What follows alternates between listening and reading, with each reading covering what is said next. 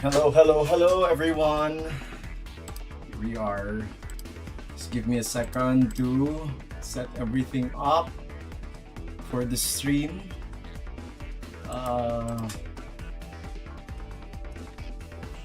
Okay.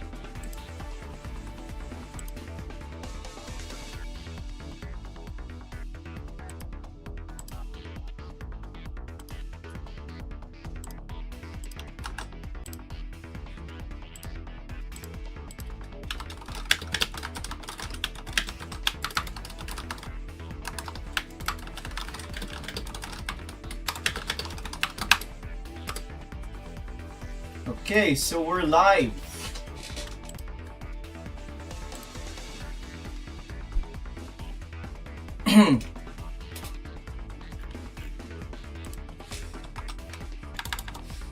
Okay, so there's a hot match I am interested to watch. It's one of our world's competitors playing none other than Marcus Hamon.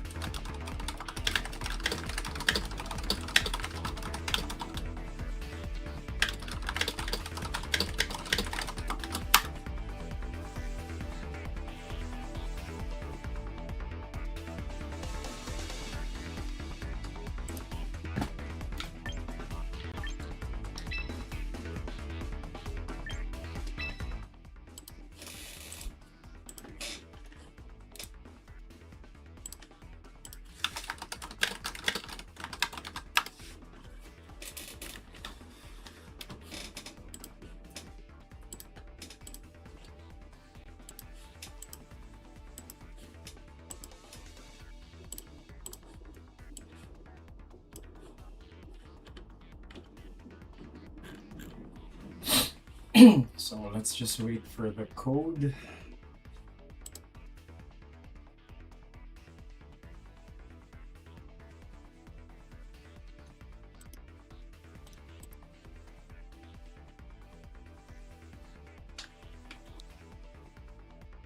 Hello Noah. Good to hear from you again. How are you?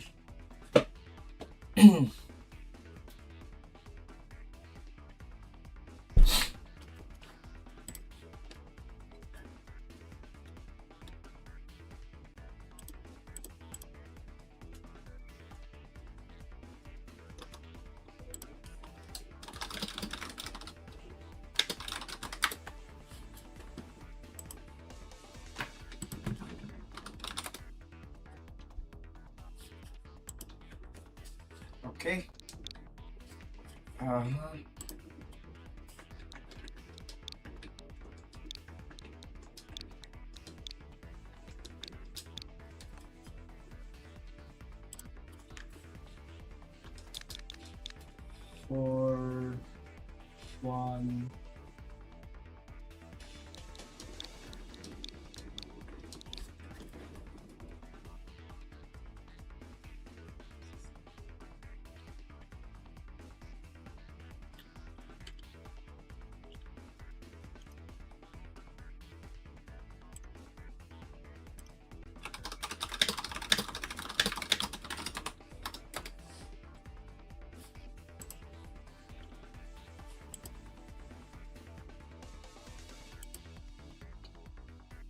Yes, it's TT time.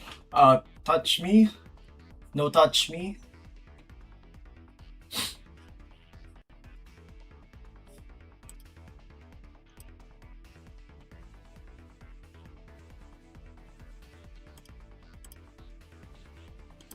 Alj-kun, let Vince cast MBL 2027. Yeah, he should. He's very good.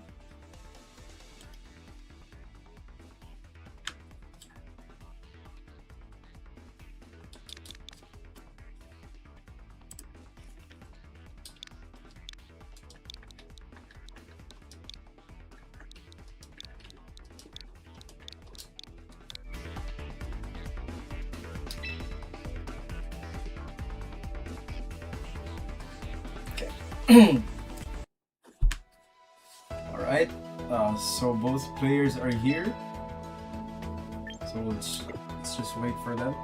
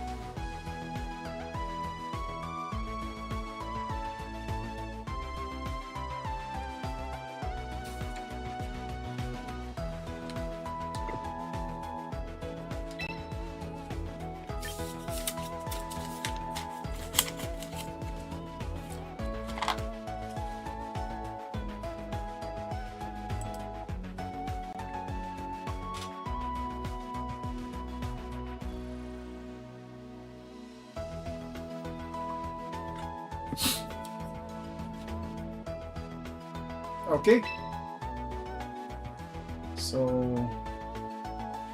we'll spectate the first one through Raf Ang's point of view, and then in the next one we'll swap sides.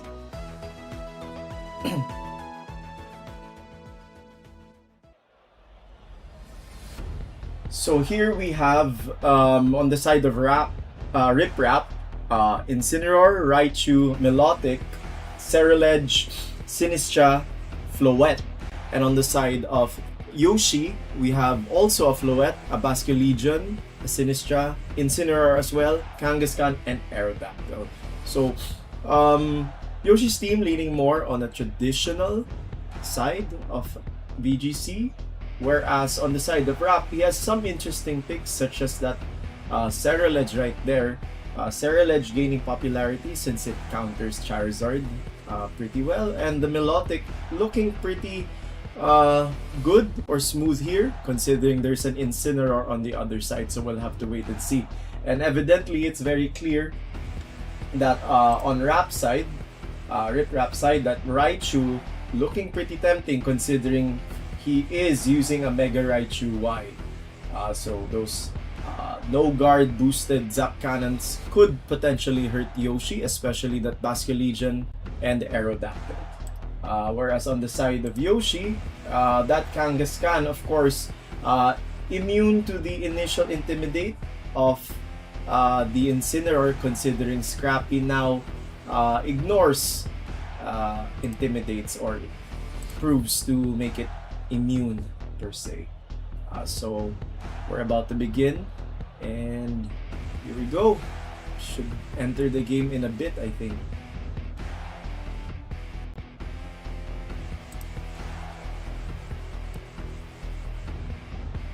Seems we're stuck on 1 second. Oh, there we go. Okay, here we go. So the first round of tonight's tournament is between Raf Ang and Marcus Haman. Raf Ang qualifying through the Philippines Master Ball League this year to attend the World Championship in San Francisco. And of course, none other than the German legend Marcus Haman here. Rip Rap leading with the Incineroar and the Melodic, and on the side of Yoshi, he leads with the Floette and the Basculegion. So on the outset, that Incineroar is looking a bit threatened, mainly just because the Basculegion could throw in a good Wave Crash or potentially just reposition itself with a flip turn.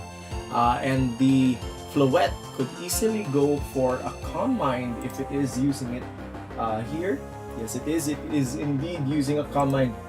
Whereas this Melodic is also looking possibly to set up its own coil for more accurate Muddy Waters and Hypnosis for the early to possibly mid game. And it's worth noting that this Melodic is holding leftover, so it has some sustain for longevity in this battle right now.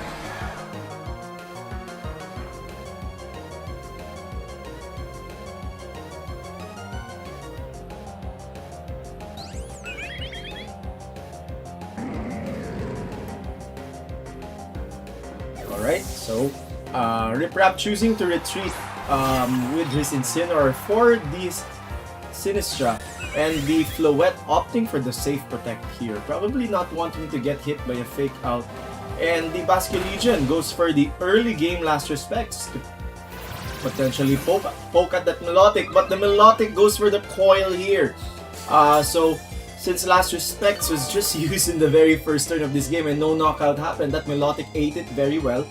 And because the Intimidate as well went onto that Basculegion, it definitely neutered some of that physical offense, coupled with the regeneration of the leftovers. This Melodic is looking to have a pretty good early game, if I may say so myself, considering it also did set up a coil, so its defense not only went up, the Intimidate also lowered that Basculegion's physical offense here. So right now, this Melodic's Hypnosis is looking to be more accurate. However, it's not at the sure hit accuracy. Nonetheless, it still gets to the comfortable range. Not unless Rip Rap chooses to use a second coil here to turn that Hypnosis into a sure hit accuracy. But here we see the Sinistra switching back into the Incineroar, probably wanting to lower that Basculegion's attack even further. But Yoshi opting for that Mega Evolution as onto his Floette now, probably wanting to press on the offensive here before that Melodic gets out of control. So let's see what goes on here as the Fairy Aura hits the field. Another Last Respects going onto the Melodic, but it no longer is doing any significant damage. As you see, the Dazzling Gleam being shot out here, and the Incineroar and Melodic taking some decent chunk of damage, but that Melodic setting up another coil.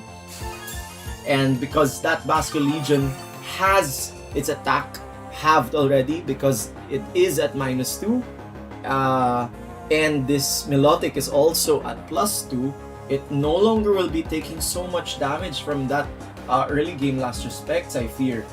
So right now, that Incineroar could easily just threaten the fake out onto the Floette, because of course he can't fake out a Ghost type.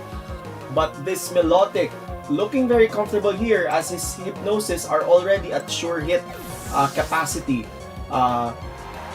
as well as his Muddy Waters. But we see here the Sinistra switching in on the side of Yoshi, but we see an Incineroar also switch out for the Sinistra to provide recovery for this Melodic, going back up to 80% health. And we see the Floette going for the Protect. So Rip Rap reading that very well, and the Melodic going for the Hypnosis. Unfortunately, Yoshi himself was able to predict that and protected his Floette. Nonetheless, this Milotic is nearly back at 100% health. So, it's looking pretty dire here unless Yoshi can somehow chop that Milotic's health down pretty fast. And it's possible that this Sinistra could do it through Matcha Gacha, but we see here this Floette setting up with its own Calm Mind to boost its special attack and special defense. But the Hypnosis, of course, being a sure hit now, goes onto that Floette. So it has one turn of assured sleep. And indeed, we see the Matcha Gacha going out here and dealing a significant chunk down to that Milotic. Do we see any burns here? No, we don't. But the Sinistra on the side of Rip Rap setting up its own life dew in order to bring this Milotic back up. So, things are not looking too good for Yoshi, considering this Milotic is getting ahead in terms of its bulk and is threatening to control this game with all of that Hypnosis. Do we see a potential Muddy Water now, considering this Milotic that wouldn't need to use any more coils for this game? Sinistra switching out for the Incineroar, probably wanting to recycle that Hospitality recovery for later, but instead of going for the Muddy Water, this Milotic opts to throw out a Hypnosis to the Sinistra, and the Sinistra stays asleep with the sure sleep from that Hypnosis. So for this next turn, this Floette could easily wake up now. I believe it was asleep for one turn, and it gets the 50-50 for the second turn of sleep here. Milotic, probably reading that, opts to go for a second Hypnosis. So not much progress going on here just yet, but the only change in the board state is that Milotic is already at perfect accuracy, double defense, and is back to near perfect health rather. So this Incineroar, of course, down to 55%, but considering it was switched in at the opportune time, it is now threatening a fake out onto that Floette. But this Sinistra could easily also just wake up on itself and use a Rage Powder, but we don't see. Oh, my apologies. Incineroar already entered the game backfield last turn, so it can't use fake out, and Incineroar does go down from that +1 Mega Floette. And Milotic going for that Hypnosis onto the Sinistra, trying to control the board state. However, if you look at things objectively, not only is of course that knockout on the side of Yoshi very favorable, Rip Rap rather has not done any damage to the side of Yoshi that could, push him towards the victory, considering Yoshi has yet to reveal his 4th Pokemon. His 3 Pokemon revealed thus far are still at healthy health. So we'll have to wait and see, but I just spoke too soon as we see this Raichu hitting the board here now. And because that Sinistra will be assured of turn of sleep, it can't redirect anything, but nonetheless, this Floette could easily just protect this turn and hope that the Sinistra wakes up on the second turn, considering the new sleep mechanic makes it so that the second turn of sleep is now a 50-50% chance to wake up. And indeed, we see the safe protect here on the Floette. The question is, does Rip Rap predict it? No, he does not. The Zap Cannon goes in there, but instead, we now finally see this Milotic opting for some offense by throwing out that Muddy Water here. How much does it do? It does only 11% worth of damage to that Sinistra's health, but the accuracy drop does proc here. So that Matcha Gacha will not be as accurate as it normally is 90% of the time.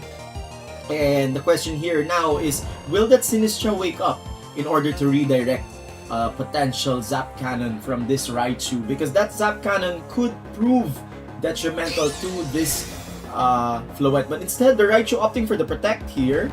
And Sinistra does stay asleep. The Dazzling Gleam coming out from the Floette. I believe Rip Rap predicted this, hoping to launch a safe Hypnosis onto that Mega Floette. But he targeted the Sinistra here. Oh, what a blunder. I think that was not the right thing to do. The right thing you should have done here you could have targeted the Floette because if to get knocked out, but the Sinistra coming in, clutch, trying to bring its health back up. But the Sinistra does wake up on the side of Yoshi and is able to set up another Rage Powder to redirect and protect that Mega Floette. But this Mega Floette threatening another Dazzling Gleam. And again, this Dazzling Gleam is at +1, so it's hitting really hard right now. So if you're on the side of Rip Rap, you can't just easily stand there anymore. This Melodic was sure to fall this turn if it does not find a way to protect itself. As we see here, the Mega Floette, although it's -3 in attack, which is irrelevant considering it's a special attacker, its special attack and special defense are boosted 1.5 each. As we see another Dazzling Gleam knocking both Pokemon out. So the game is now at a stage of a 4 versus 1 in favor of Yoshi. So very well played. Instead, we see Rip Rap opting to forfeit and Yoshi getting the win there. Very well played on the part of Yoshi considering that that Melodic was able to set up. The problem, however, on the side of Rip Rap, he was able to set up completely but was not doing anything to press on the offense against Yoshi. That I really wonder because, you know, when you set your own board state up, you would of course have to press the offensive eventually. So we'll be spectating the other side this time. That's what we'll be doing for tonight. We'll just alternate with every trainer we spectate. Nonetheless, we go into game 2. Again, on the side of Yoshi, that Mega Floette, when set up with the Calm Mind, was easily able to chop down that Melodic's health. Although, of course, it wasn't able to one-shot anything per se. Those Dazzling Gleams do build up in terms of damage when used every turn. And, of course, coupled with that redirection through the Sinistra, it does keep the Mega Floette very healthy and safe enough for it to just throw out all the damage it can, which we saw in success against Rip Rap. Nonetheless, we have to review in the last game that Rip Rap's that Yoshi was able to capitalize on the lack of offensive pressure.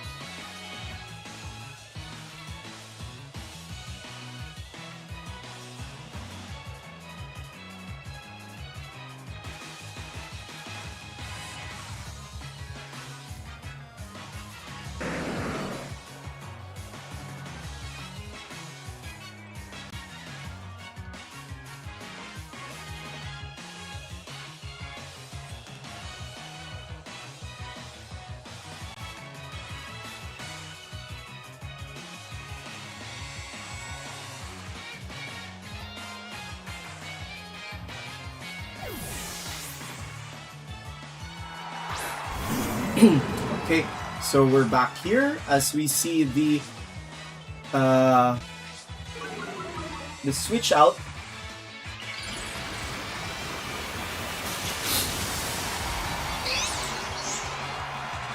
Okay, so we see an early game here, early Mega Raichu Y rather, and then we also see the Kangaskhan going for its own Mega here.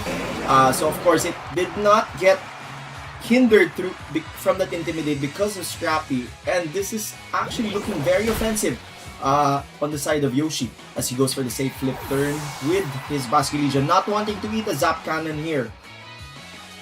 The question is, what does he go into this time? I think it's possible he could go for the Sinistra in order to eat a possible Zap Cannon here. No, but instead he chooses to go for his Incineroar, neutering that opposing Incineroar.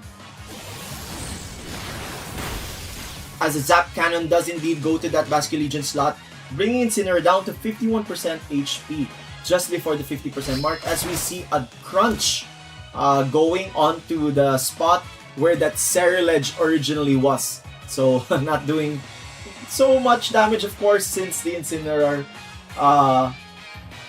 resists that Dark type move.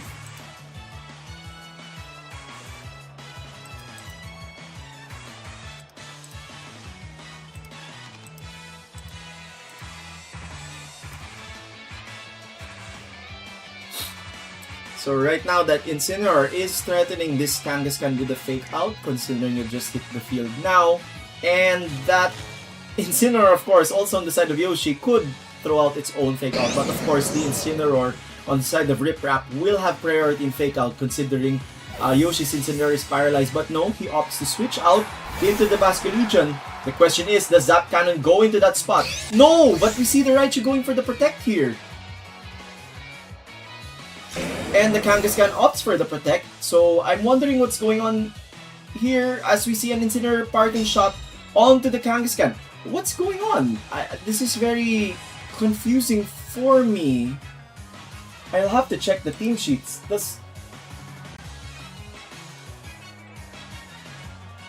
Yes, Rafang does have Fake Out with the Incineroar, so I am curious as to why he did not just Fake Out that Kangaskhan and attack with the Mega Raichu, considering he was wide open there.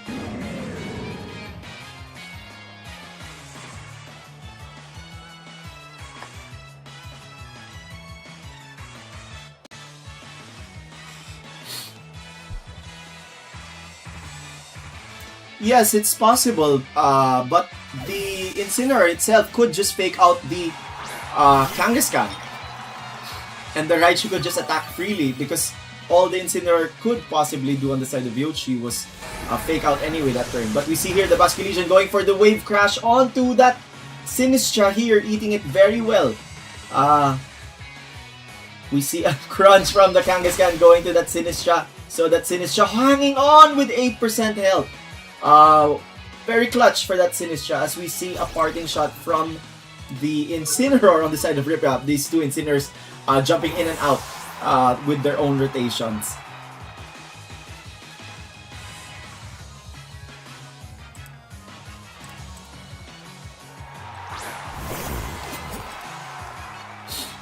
As we see Ceruledge hit the field yet again, make a good return here.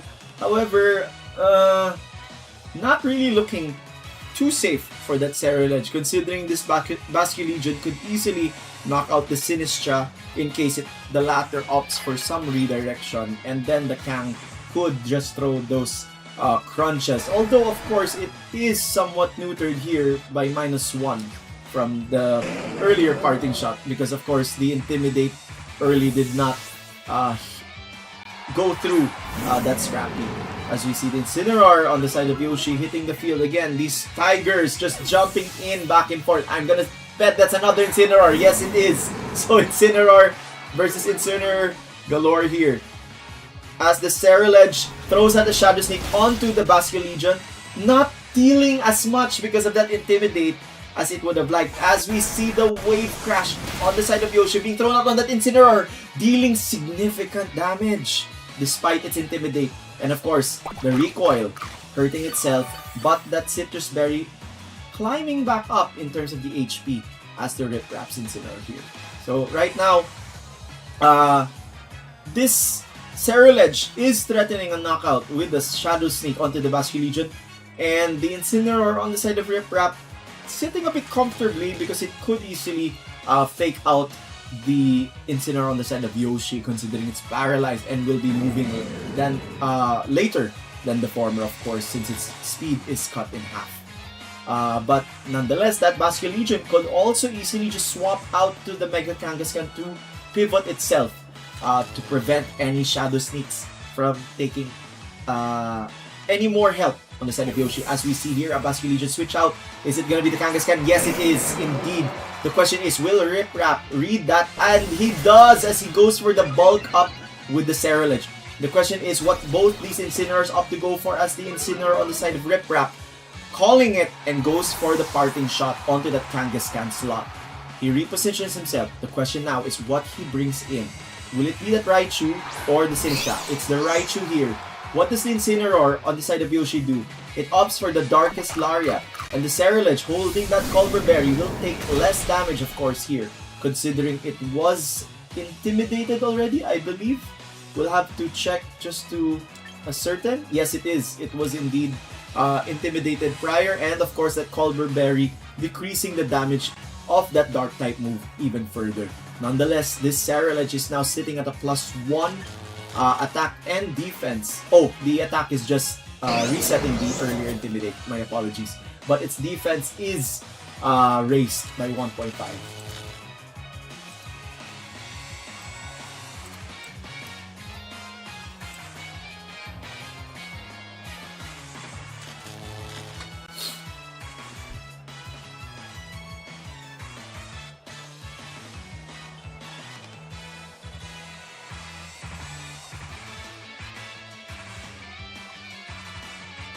As we see the Raichu Focus Blast here being launched onto the Kangaskhan, it hangs on with just 15% of HP. And the Kangaskhan throws out its double edge. This will take out the Raichu definitely here. The question is, will the recoil take out the Mega Kangaskhan itself? Or will it hang on? No, it falls down here. So what does the Ceruledge on the side of Rip Rap do here? It goes for another bulk up. The question is, will it be enough to take a Darkest Lariat? But no, a Parting Shot is thrown instead onto that Ceruledge, resetting the attack down onto that Ceruledge, and it's very easily possible that the Incineroar would be sent back in the other slot to intimidate it down to a -1. But nonetheless, that Ceruledge is at +2 defense. The Aerodactyl hitting the field with that Unnerve, but it's favorable only onto the part of Rip Rap, considering his Culver Berry was already eaten, as well as that Citrus Berry on that Incineroar on the same side. So no berries will be affected by that Nerve, and both Incineroars hitting the field again here.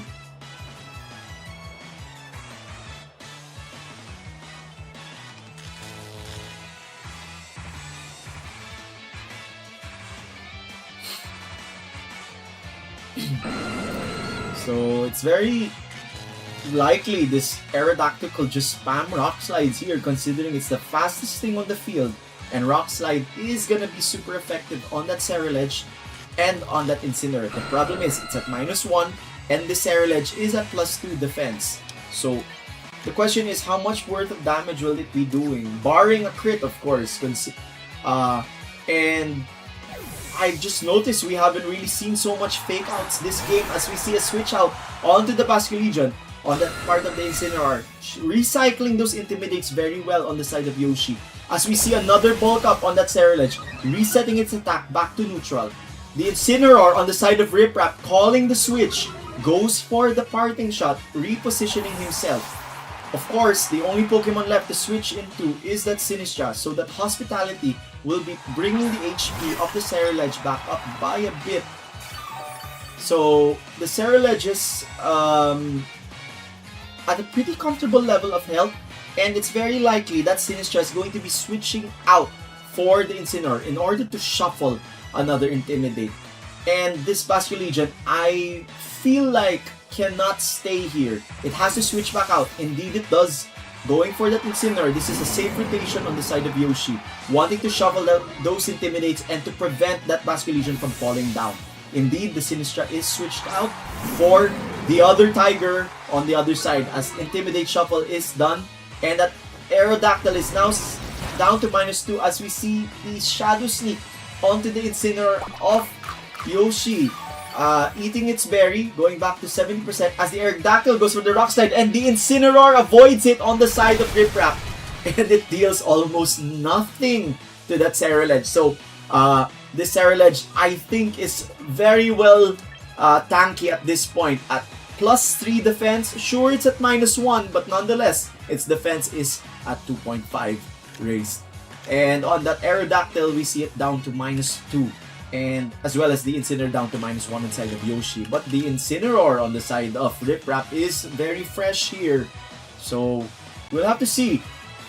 I think it's very likely that we're gonna see this Aerodactyl switch out for a Basculegion here. No, instead it goes for the Rock Slide. Maybe trying to just chip the other side, or probably fishing for critical hit as he gets the flinch onto the Ceruledge, and the Incineroar goes for the throat shock, dealing 52% damage to that Aerodactyl. Darkest Lariat going to the Ceruledge. Of course, that move ignores stat boosts here. So that Ceruledge taking a very large chunk down from its health. So right now, in terms of HP, things are not looking so great on their side of Rip Rap, but it's very possible that he could just easily switch out one of his Pokemon for the Sinistcha in order to heal back up. But we must remember that Sinistcha is at 8% HP, so it's possible it could just easily go down with one Rock Slide, assuming of course it hits, since we know sometimes Rock Slide has a tendency to miss.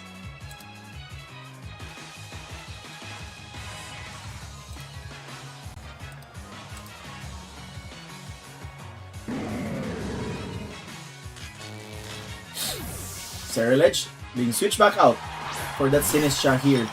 Going to recover some health for that Incineroar due to that Hospitality ability. What we see here from the Aerodactyl, another Rock Slide that will take out the Sinistcha. The question is, will this Incineroar be flinched now that it was hit by that Rock Slide, considering it did avoid one earlier? We see the Throat Chop onto that Aerodactyl, taking it down now.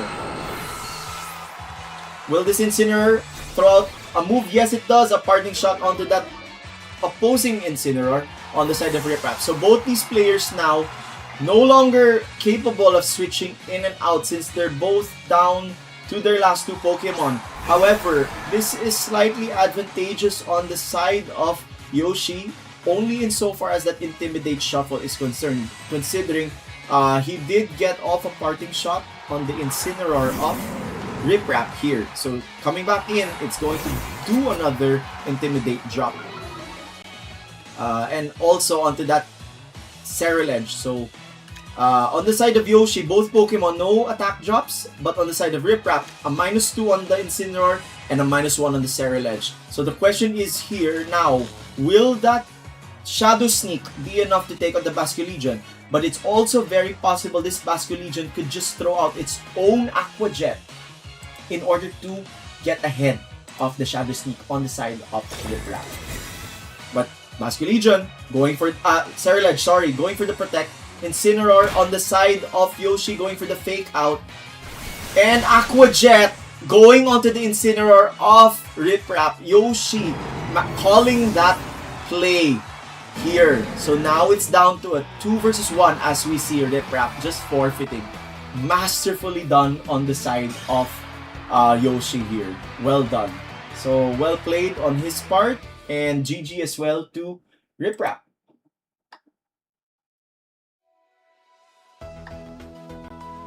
So let's check if we have any more matches that we could spectate here.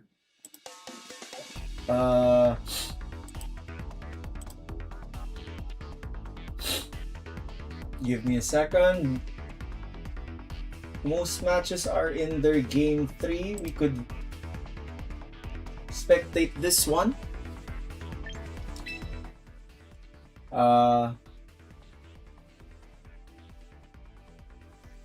Okay. Looks like that much. The match I wanted to watch is finished. We could watch this one. The match of Noah, our current Philippine national champion. Since I believe they're just in... Oh! There's no room. Why is there no room?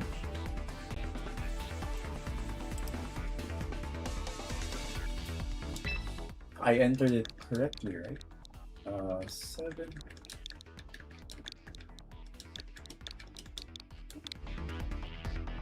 Oh, there we go. Okay, so these two players are currently in game 3. So let's just spectate it on the side, of course, of our reigning national champion here, and who is also our youngest national champion at that.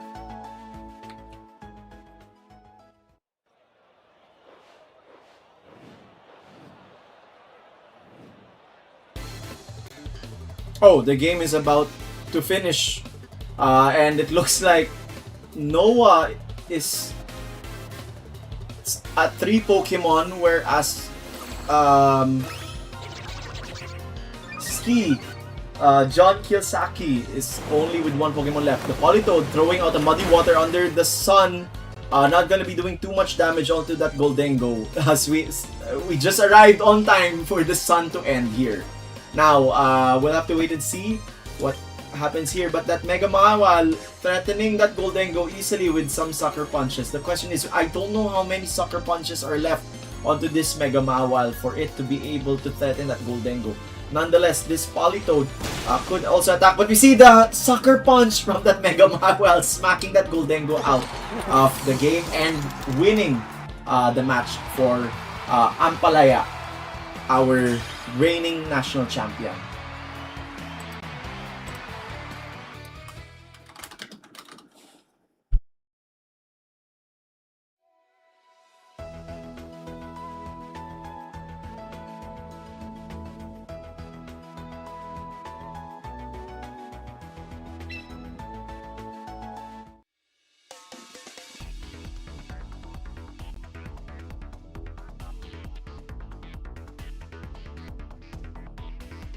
So we have 1 match left. Let's go to it now. Hopefully they don't finish before we get there.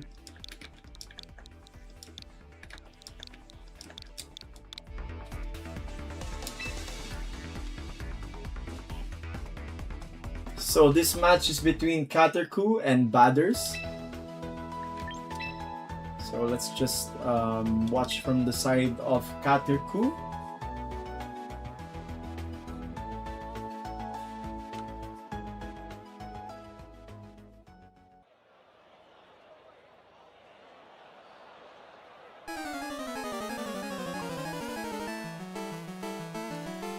Okay, on the side of Caterpie, full Pokemon still here. With looks like we just entered the game on time as it started, with Caterpie rocking a Toxapex here, and the Grimmsnarl and the Garchomp was revealed. And on the side of Badders, he's already revealed his Whimsicott, which is currently poisoned, that Annihilate, and that King Gambit. So this Toxapex proving to potentially wall this game out through and grinding those poison damage in order to win this match. Excuse me.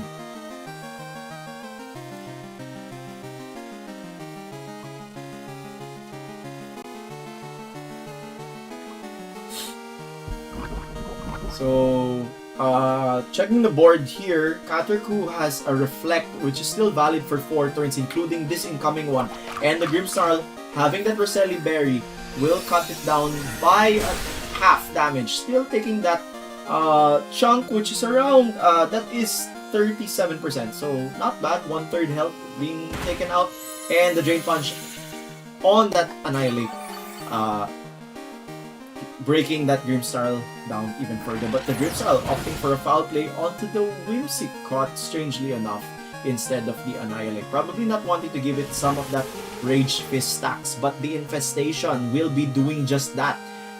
Increasing the Rage Fist stack by 1, but also keeping that Annihilate trapped inside with this Toxapex.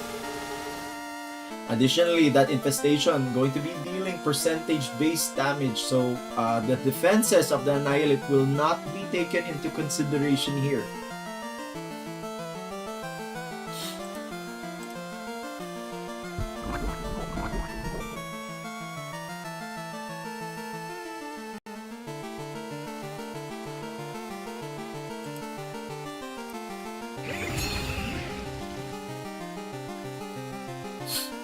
Toxapex opting for the Baneful Bunker to protect itself, and the Grimmsnarl going for the parting shot onto the Whimsicott of Badders here, trying to neuter it, and of course it is taking poison damage as we see Charizard coming in.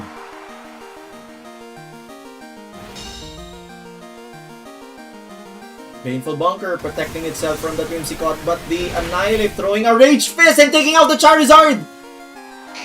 Oh my goodness! Why would you switch that in? But nonetheless, this Annihilate, although surrounded by flies, was able to take out the Charizard on the side of Caterpie.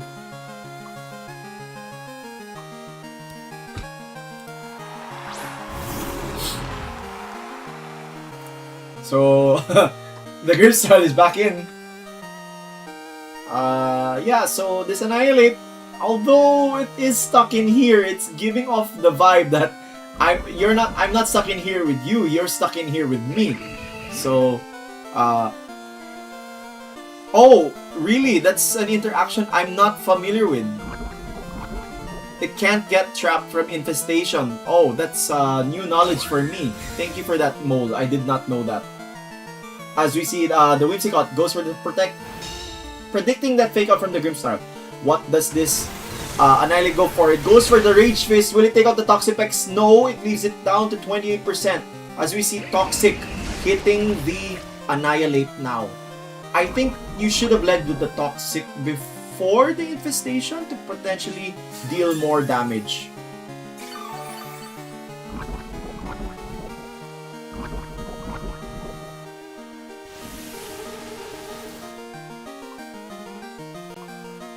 So, Toxapex doing its percentage-based strategy here. The problem is this Annihilate is getting out of control. As we saw that one single Rage Fist did take out the Charizard entirely.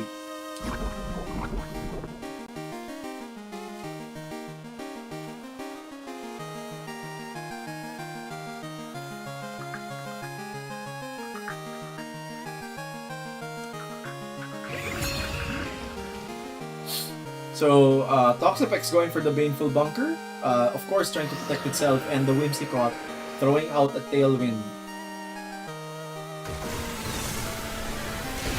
As we see the Rage Fist taking out that Grimmsnarl here. So, although of course this Toxapex has set up comfortably, the Annihilate is breaking through with all of its offensive pressure through those Rage Fist stacks here. The Infestation and the Toxic, of course, breaking it down, but the Reflect is, Reflect is gone here, and we just saw that Annihilate's Rage Fist take out the Charizard despite that Reflect being up. So we can only imagine how much more damage it's going to be dealing now. But we see the Garchomp on both sides coming out here. So of course, this Garchomp could easily finish off that Annihilate, but it leaves itself wide open on the side of Badr's own Garchomp here.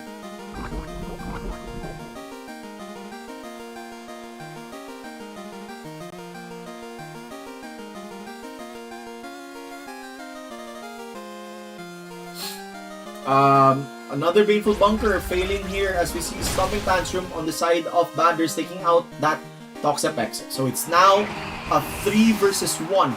Does this Garchomp target the Annihilate? I'm pretty sure it does. Oh, but the Annihilate is faster. Oh, of course, because of the Tailwind. So, Badr's taking the win here. And so that's match point for him. So, congratulations. As we will be going now to round number 2. We just have to wait for the report.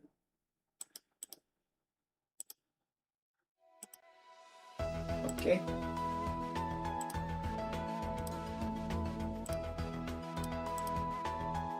For round 2, just give me a moment to our viewers as I share it to our tournament participants.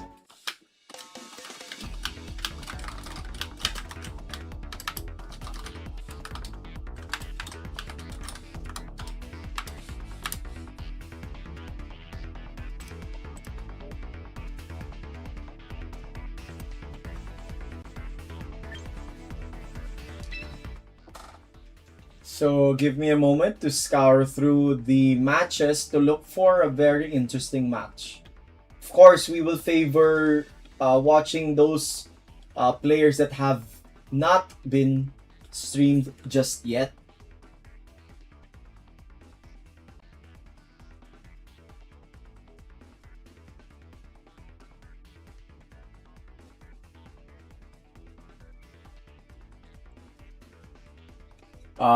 This one looks interesting. It is between two players I personally know.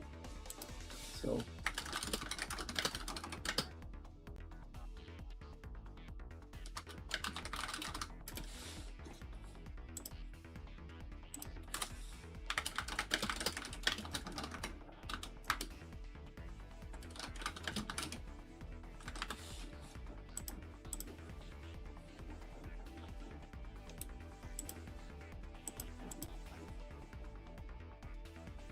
let's wait for the players to set up their match room.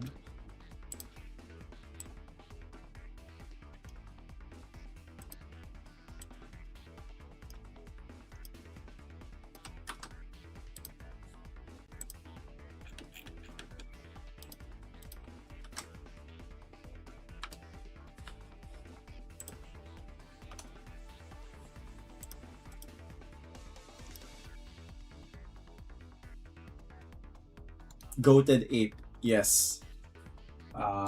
Serena, PGC. I know that's your favorite Pokemon. Or one of your favorite Pokemon.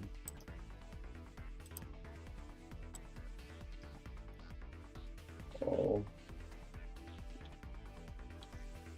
These two players I want to spectate are taking a bit of a while. We're trying to spectate the match between Tito Jomar and Kevin Sky. But hopefully they move things along.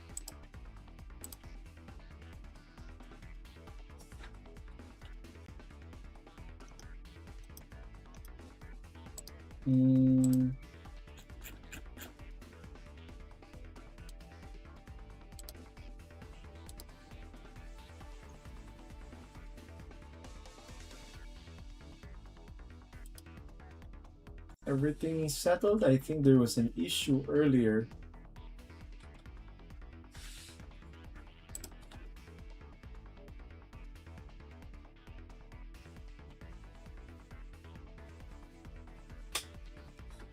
Okay, so there's a match room code now.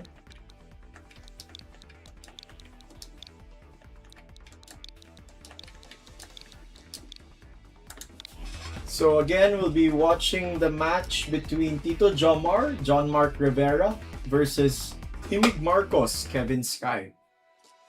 So let's just wait. Oh, I'm sorry for that.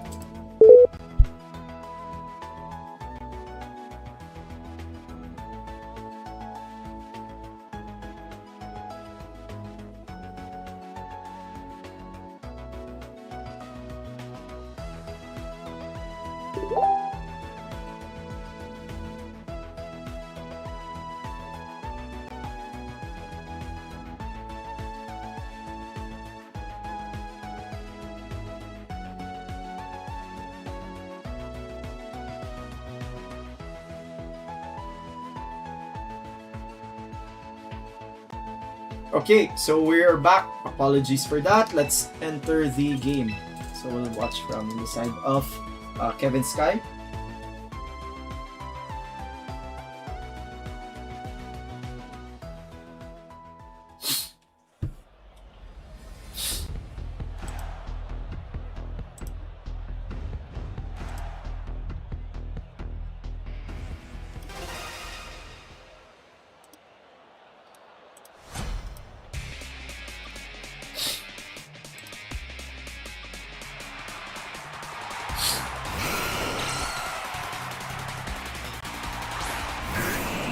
So on the side of Kevin Sky, we have a Pelipper, Swampert, Electros, Whimsicott, Sinistra, Garchomp. And then on the side of Tito Jomar, we have an Aerodactyl, a pink Aerodactyl at that, a shiny King Gambit, Garchomp, Basculegion, Charizard, and Sylveonte. Tito Jomar leading with those two winged Pokemon in the form of Charizard and Aerodactyl, whereas Kevin Sky himself leading with that Electros and Swampert. Things are looking spicy because this Electros could very well be the mega one.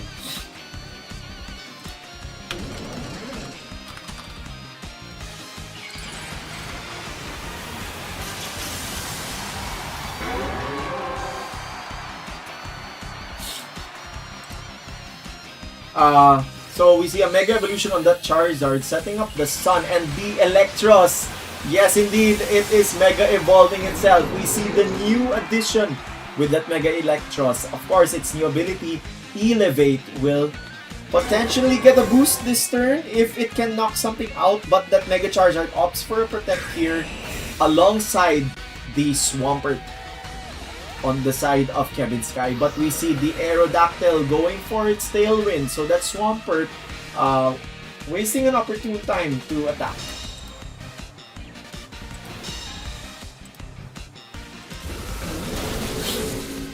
Mega Electros throws out a Discharge which damages this Aerodactyl gravely, considering its name is Grave Marker.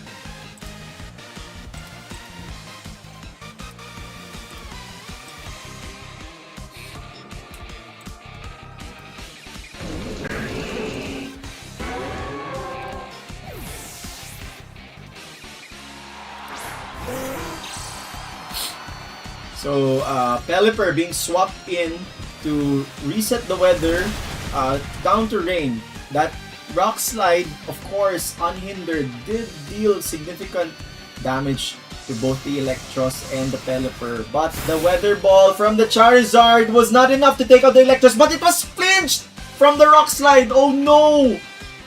This Electros could have easily thrown out another Discharge to take out that Aerodactyl and deal a heavy amount of damage on the Charizard. Unfortunately, it was subject to a flinch there.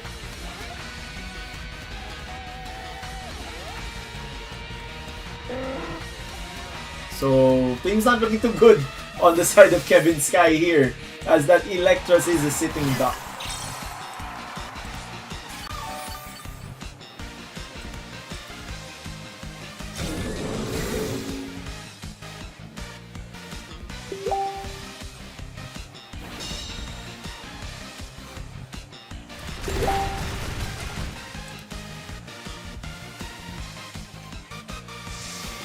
Charizard throwing another Weather Ball out to that Sinistra.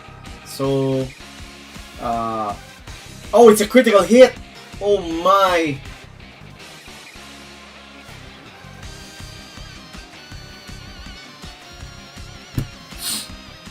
So right now, this is the last turn of Tailwind on the side of Tito Jomar here, but the Sinistra goes for that redirection, probably to just protect it. But Rock Slide! Oh! It misses! It missed the Electros here. This Electros has a chance to throw out a Discharge right now. Heat Wave, will it be enough under the rain? No, it's not. This Electros survives with just 10% worth of health. Now, the question is, oh, it's burned! Oh my goodness! No! But the Discharge does go off. It takes out the Aerodactyl. Does it paralyze the Charizard back to cause some revenge for that burn? The Elevate boost, of course, coming off, and no paralysis. No paralysis happening here. This Electros surviving after the burn with 4% HP. But of course, we all know you could just very well protect.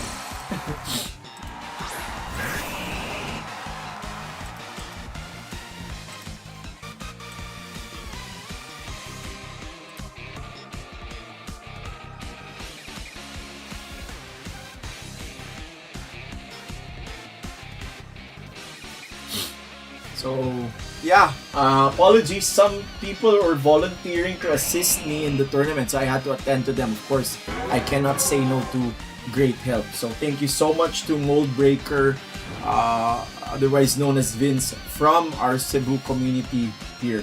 So, going back to the game, I can cast it properly now. Unfortunately, this Electros it's not gonna be really doing anything this turn anymore, considering it's burned, it's down to 4 HP. But Tito Jomar switching his Charizard out for that Sylveon. The Garchomp goes for the Dragon Claw onto the Swampert. That leaves the Electros wide open here. Swampert goes for the Ice Punch. It takes down the Garchomp down to 17% worth of HP. Rough Skin dealing back some damage, but the Citrus Berry healing it back up. Discharge being thrown out. It is a +1. So the only thing it's gonna be hitting is that non-ground type Pokemon, which is the Sylveon, taking out 41% of HP. No paralysis again, as we see Mega Electros go down from the burn.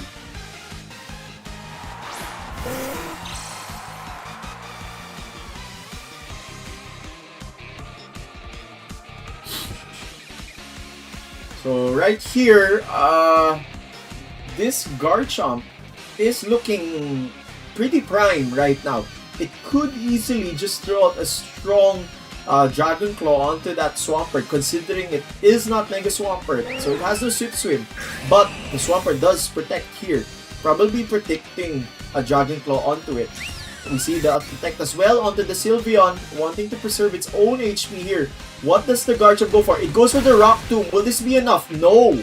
It's not enough to take it down, although it lowers the speed here. Does the Pelipper go for the Tailwind in order to boost the speed of its team? It does indeed. So, this Pelipper pulling in a bit of clutch here as we see the rain end. Now that Pelipper won't be able to have some sure hit Hurricanes. 70% worth of accuracy only, and of course Weather Ball currently just going to be a normal damage, no boosted damage from a weather, making it double worth of BP. So we'll have to wait and see what these players opt to go for right here.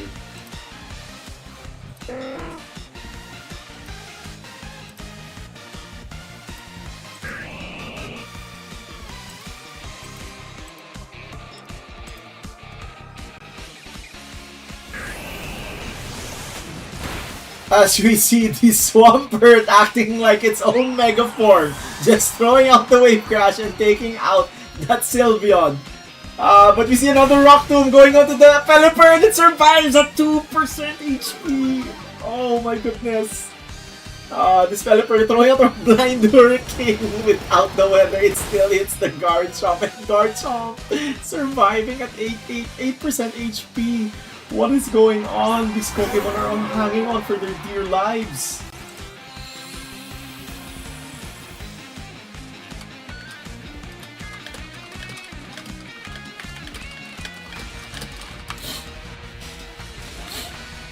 So Charizard hitting the field again. Welcome back. Problem is, the Pelipper on the side of Kevin Sky is now back at normal speed because it has eaten 2 Rock Tombs. So its speed is just back to normal. And there's still 2 turns worth of Tailwind. So this Swampert will be moving before the Garchomp and Charizard. The question is, will it possibly still be able to win this match? Because both the Garchomp and the Charizard each have their own spread moves. We see Swampert going for the Earthquake here. I think this should be enough because the Garchomp is down to 6%. Yes, it is. So it's down now. As we see the Hurricane going to the Protect. I believe the Hurricane accuracy should be lower because the sun is out. Nonetheless, I am quite curious why Tito Jomar opted to protect that Charizard, considering that he was certain to outspeed the Pelipper the turn prior, and this Swampert could only attack one Pokemon anyway. So I think that was possibly... Oh no, it could not. It's not a blunder because the Garchomp was going to fall from its own... No, it's not Life Orb. So it was a blunder. Quite curious there as to why Tito Jomar did not just attack with the Garchomp onto the Swampert. Very weird, very strange there. Because the Garchomp was faster than the Pelipper, right? So quite curious there. So nonetheless, we'll move on. Even I myself am confused at how everything happened. This time we'll swap sides. We'll watch the game from the perspective of Tito Jomar.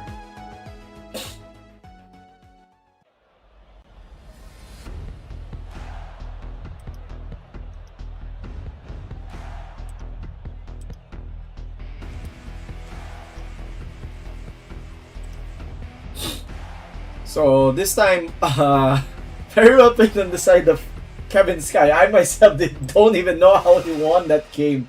But nonetheless, here we are. We see the title of Kevin Sky, Electros Admirer. So, of course, he is an avid user.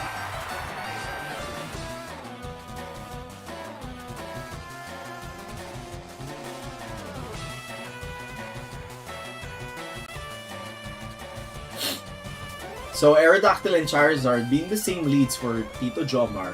And then on the side of Kevin Sky, it is also that Swampert and Electros. It's very likely that Electros could just Mega Evolve again. Oh, but there's no Mega Evolutions here. We see a double Protect. No Mega Evolutions being done. I believe this is just to preserve the weather. A Protect also from the Swampert. All three Pokemon, all four Pokemon going for Protect in the first turn. What is going on? But of course, for those out there who don't know, the Protect on the Electros automatically fails since it will fail if the last Pokemon rather, to move in the turn also uses Protect. So, very interesting. all these Pokemon going for their very own Protect. So nothing happened in turn 1. Both sides scouting everything. But of course, that Electros does get slightly ahead considering its Protect is still up for certainty here.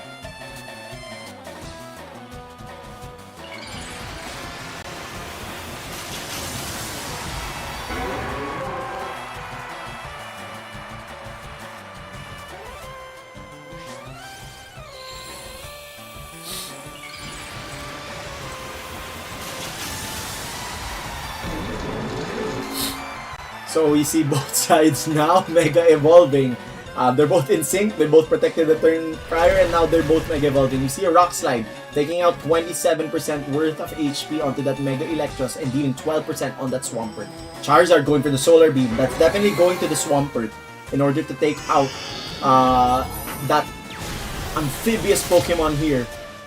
Definitely gonna take it out considering that's a ×4 effectivity. The question now is, will that Electros flinch or be able to move this turn? And it gets flinched again! Oh my goodness, you can't keep getting away with this! Pelipper comes back in, and the rain is now up for his side. So this Charizard's fire moves will be hindered, but of course we saw that it can still throw out the Weather Ball since Weather Ball does adjust to whatever the existing weather is, boosting that normal type move to double power and switching its type to reflect the weather. Right now, this Aerodactyl also being the fastest thing on the field, so it could also easily just throw out its own Rock Slide again. Of course, that's going to be super effective on the Pelipper and, deal a good chunk of damage again to that Electros, but instead the Pelipper switches out for that Sinistra to heal that Electros back up. Yes, we see another Rock Slide, probably just trying to push damage here and fishing for a potential flinch on that Electros as it's going to eat a Weather Ball from the Charizard and it gets knocked out because of a critical hit. Oh my goodness. Tito Jomar getting away with all of these RNG, but of course, if you keep attacking, the RNG is bound to be in your favor here. So things not looking too good for Himig, otherwise known as Kevin Sky, because the only Pokemon left are these two support Pokemon. And Tito Jomar has yet to receive any damage from this game.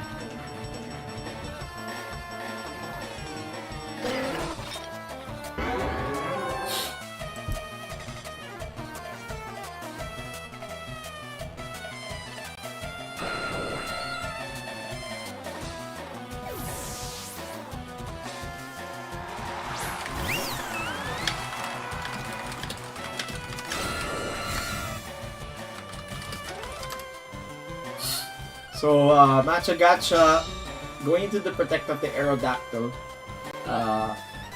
And this Sylveon sidesteps away Uh, so, not looking like a really good game here on the side of Kevin Sky. I think right now you just think to yourself, let's go to the next game.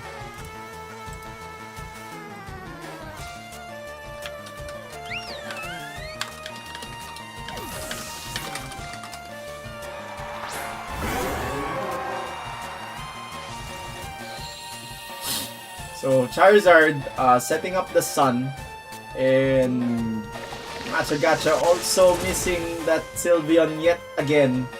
So this Sylveon probably has a hidden stat in its evasion. Weather Ball being thrown out by the Pelipper, of course it's not gonna do too much onto the Charizard because it has high special defense and resists that fire move.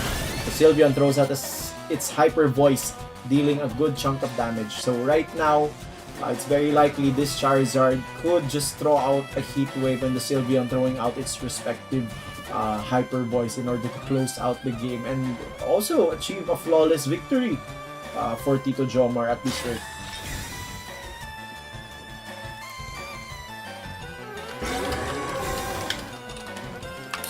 So Charizard opts for the Protect.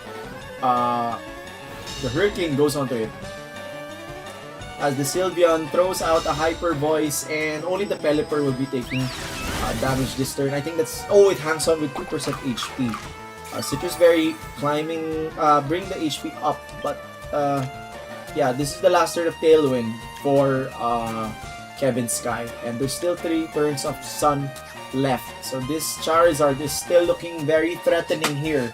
It could just throw out its own Heat Waves, and the Sylveon also throwing out its own Hyper Voice.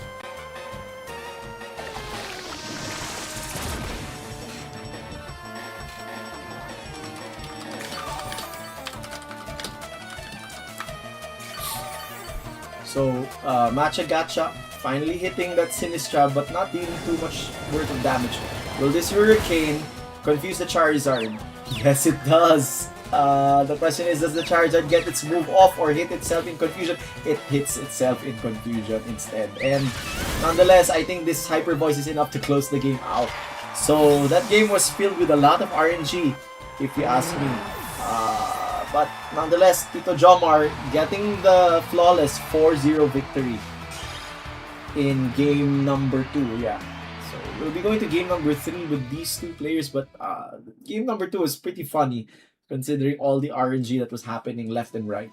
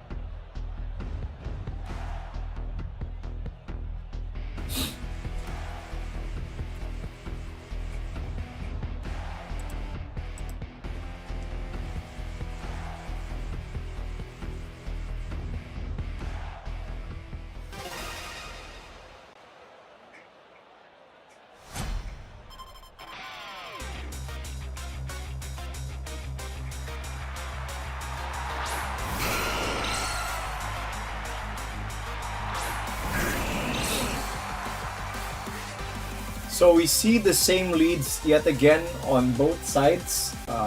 The question is, what do they go for this time around in this last this game 3, the last game of their match here.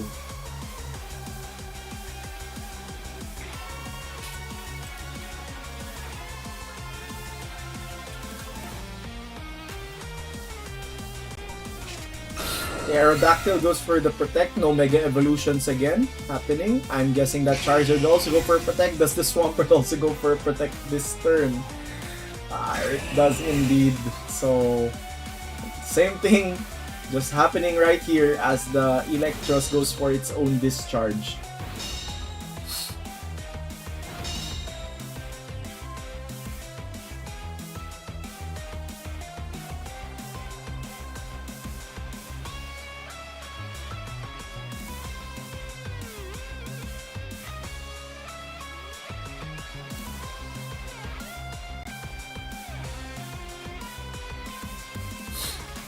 So right here, it's very possible the Charizard could just Mega Evolve and it could threaten to knock out that Swampert outright.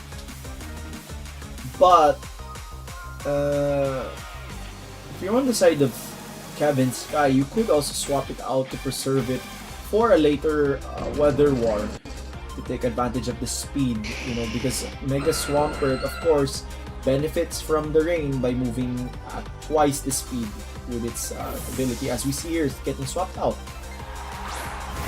This is the Garchomp swapping in here as we see the Electros again Mega Evolving, excuse me.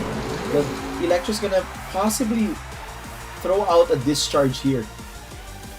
So Aerodactyl goes for the Tailwind. No Mega Evolution on the side of Tito Jomar. What's happened? Did he forget to Mega Evolve? Oh, I think he forgot to Mega Evolve here. What's going on? As we see the Aerodactyl get paralyzed. So its speed still at 200. Of course, it's still gonna be the Charizard is gonna be the fastest Pokemon on the field, but that Aerodactyl is still gonna be faster than both Pokemon on the side of Kevin Sky. But this Garchomp, of course, will be able to take that Charizard out because it's a sitting duck since it used Solar Beam the turn prior.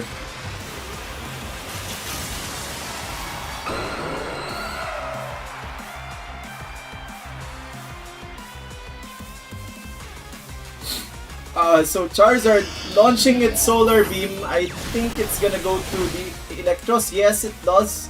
Mega Aerodactyl procs its Mega Evolution to throw out a stronger Rock Slides. It goes through its paralysis. Do we see any flinches happen? Yes, we do. Double flinch again. Oh goodness, why are you doing this? Why do we play this game? Only to see Rock Slide flinches.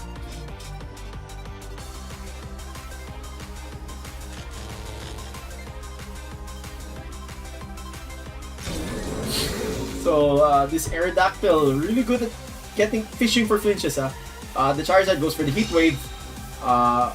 It doesn't hit the Electros, of course, because of the Protect. The Garchomp, however, will take that, and it's a critical hit at that. And Rock Slide from the Aerodactyl will still land onto this Garchomp. Will the Garchomp finally be able to move here in this turn? Yes, it does. And Rock Slide connects to both Pokemon, taking them both out. So both the winged Pokemon on the side of Tito Jomar finally being taken down. And is that the last we'll see of Rock Slide flinches? Because Tito Jomar himself still has his own Garchomp.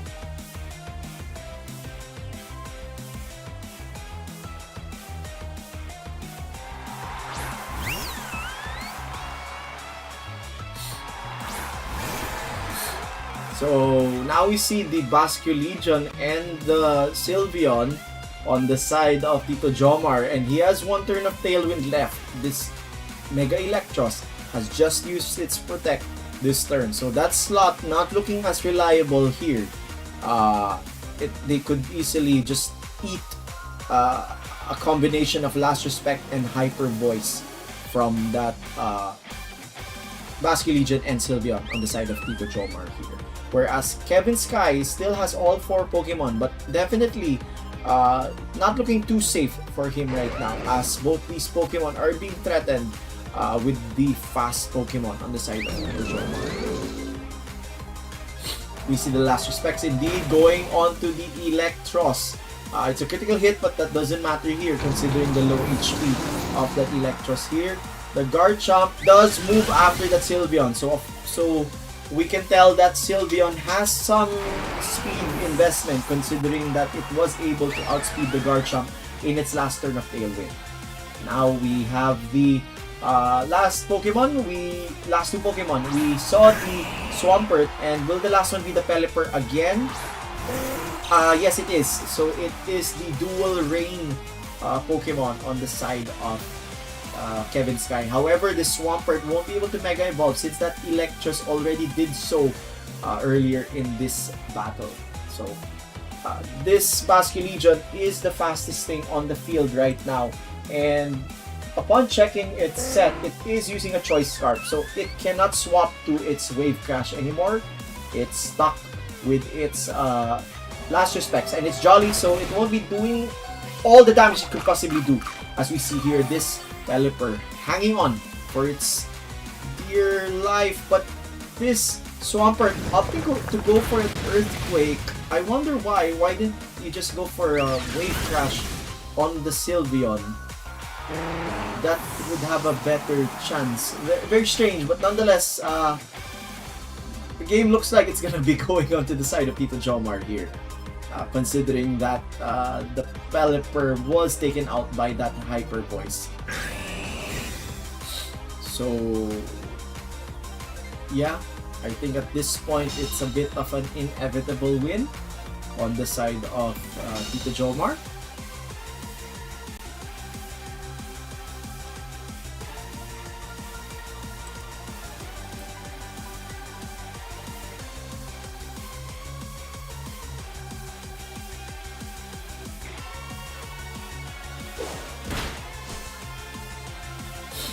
And a quick attack, you know, just adding insult to injury with that critical hit. As we see Tito Jomar clean out the game and take the win. Congratulations to him.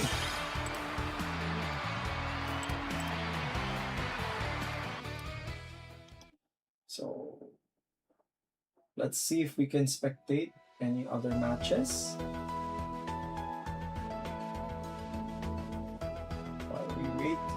For the round to finish. First one.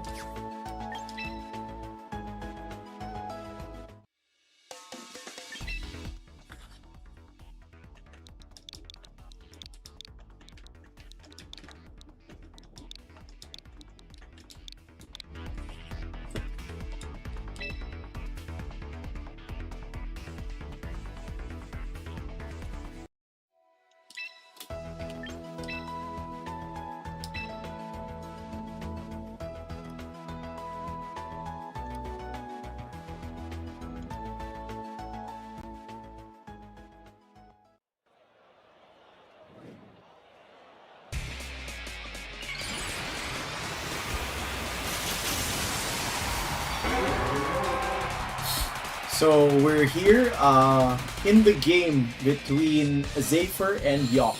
I believe the game just started as we see the Mega Evolution on the Charizard of Yop. But it eats a fake Tears here. Will the Sludge Bomb be enough in order to take it out? It's not enough. It hangs on with 23% of HP, and this Heat Wave, oh, this Venusaur was able to avoid it, and this Whimsicott hangs on because of course it is holding that Focus Sash at 1 HP. However, is there a burn? No, there's no burn here. But Toxic Mix throws out its Toxic onto the Whimsicott. Of course, this Whimsicott is now going to fall from that. So, one knockout going in the side of Yop here. That Heat Wave miss, of course, being unfortunate, but the Venusaur was able to deal significant damage onto the Charizard. That was 77% because of the fake Tears here. So now this Charizard is a bit checked by that King Gambit slot because it could just easily throw out Sucker Punch there. Now this Toxapex, of course, it is going to try and stall things out, but it can't poison the King Gambit because of course Steel types are immune.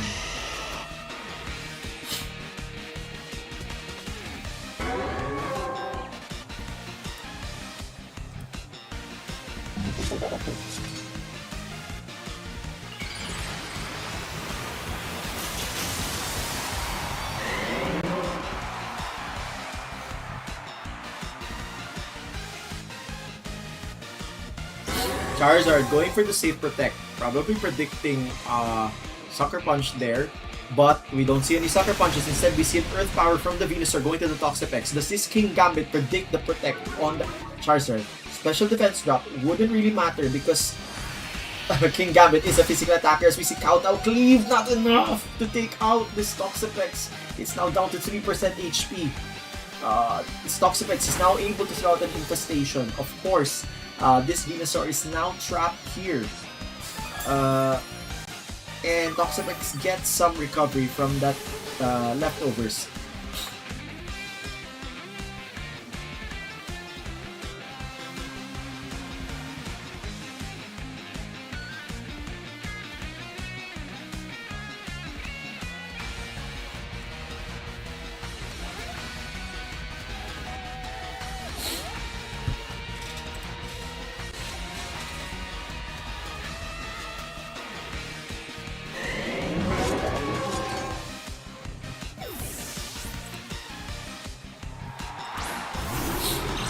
We see the switch out from the Charizard going for the Grimmsnarl. Baneful Bunker as expected here on the Toxapex with the King Gambit, checking that Charizard slot with the Sucker Punch.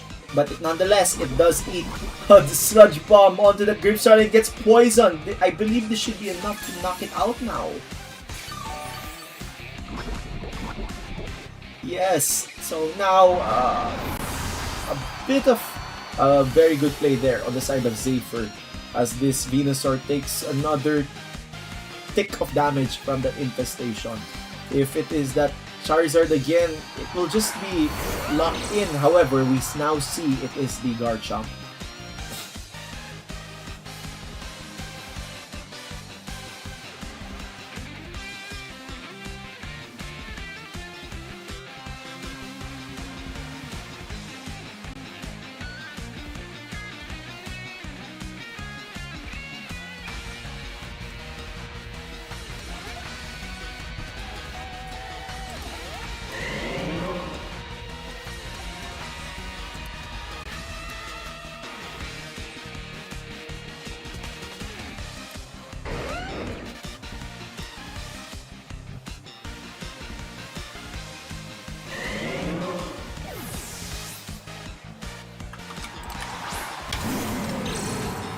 So we see a switch out with the King Gambit opting for that Incineroar.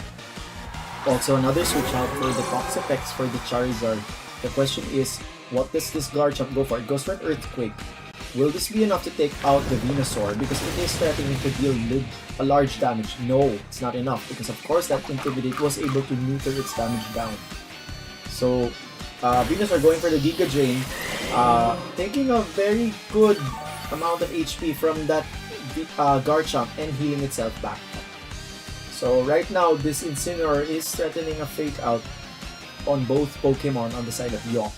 But nonetheless, this Charizard and Garchomp are also threatening damage in their own ways. But that Garchomp, of course, having a -1, so it won't be as effective this turn.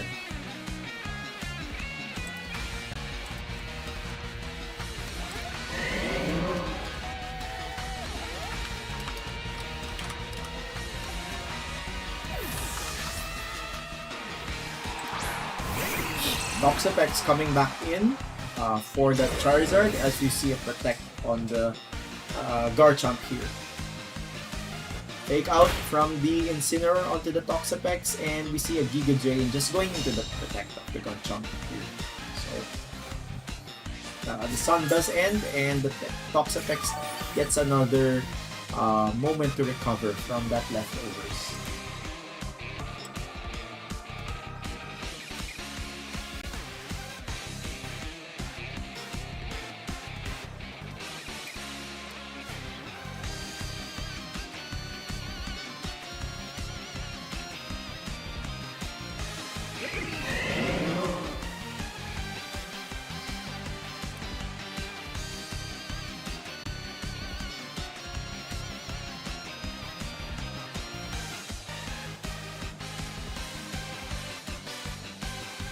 Both players taking quite a bit of time to decide on their moves, but we can clearly see the difference in battle timer here. Yawk, more than a minute down in terms of using his own personal battle timer as Garchomp goes for the Rock Slide. Here, no flinch happening onto that Incineroar as it throws out its Darkest Lariat.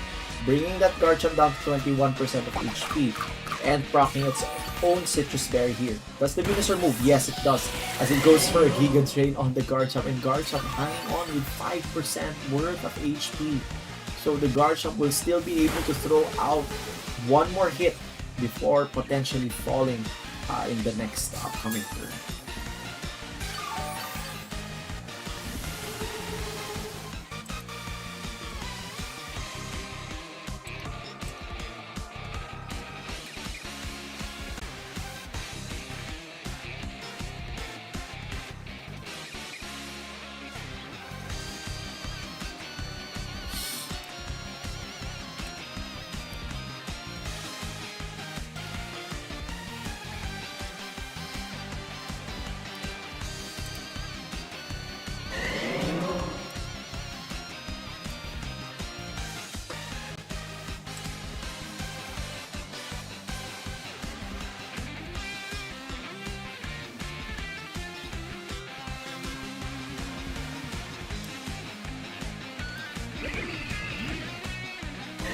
So this is the last match for the round. So going into round 3, I will be taking a caster break, but I will leave the game on for the viewers to watch.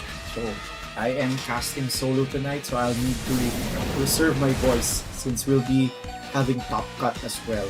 So it's a bit of a long tournament for tonight, since we don't usually have Top Cuts for the Tyrant Thursdays as per my initial plans. But just for tonight, considering we have a special guest competing and there is a large number of players as well in attendance, so just to give some extra room to play and practice to our players, we extended it just for tonight as to its additional stage. But nonetheless, next round there will still be a stream batch, but I just will not cover it or cast it, to preserve or rather to recover my voice for this evening. So right now, this Garchomp still up with 5% HP and Toxapex 24, whereas on the side of Zephyr, his own Incineroar has 6% and Mega Venusaur at 60%. So Toxapex switching back out to this Charizard, hitting the field and setting up the Sun again. The Dragon Claw goes onto the Venusaur. It's not enough to take it out.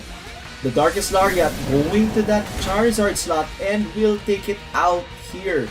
I believe that should be the game here, considering Giga Drain will take out the Garchomp and all that will be left will be this Toxapex, and that will not be enough on the side of Yawk to be able to fight back to this Mega Venusaur, King Gambit, and Incineroar on the side of Zephyr.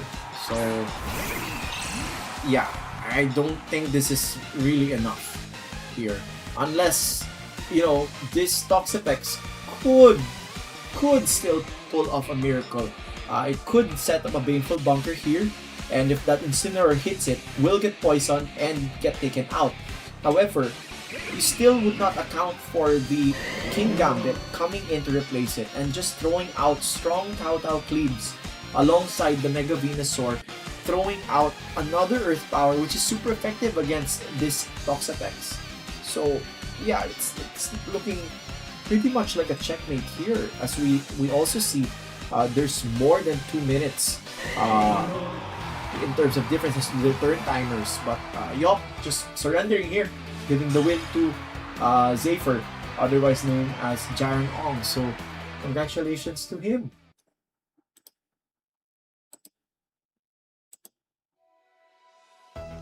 So we're just waiting for the players to input the results of their match.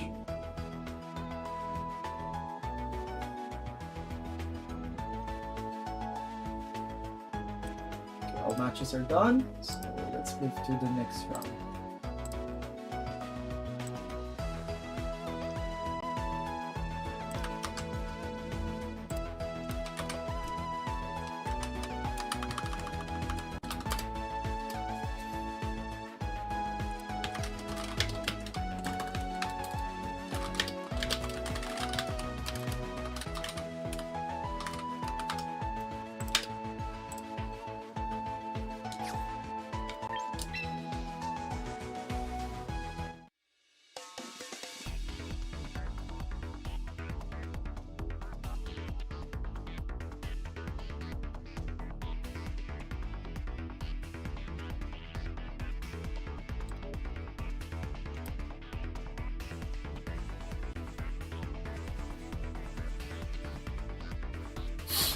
So let's just look for a match that's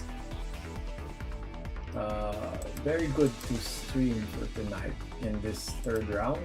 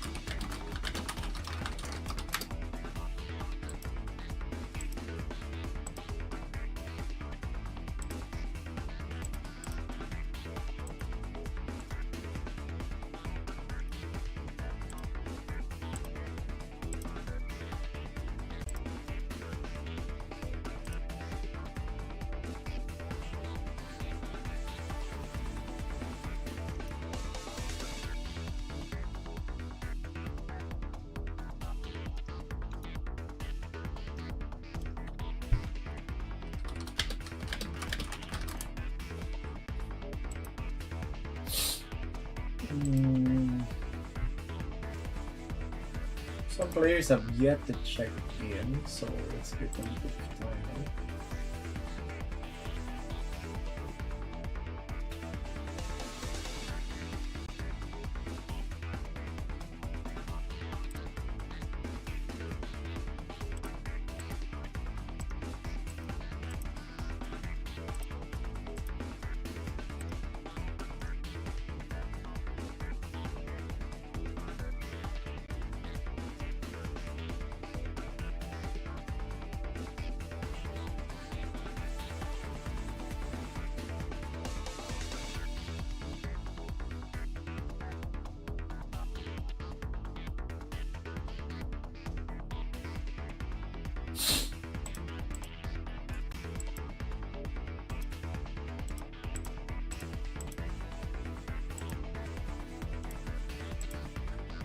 Okay, so we'll be spectating the match between Aru versus Rod.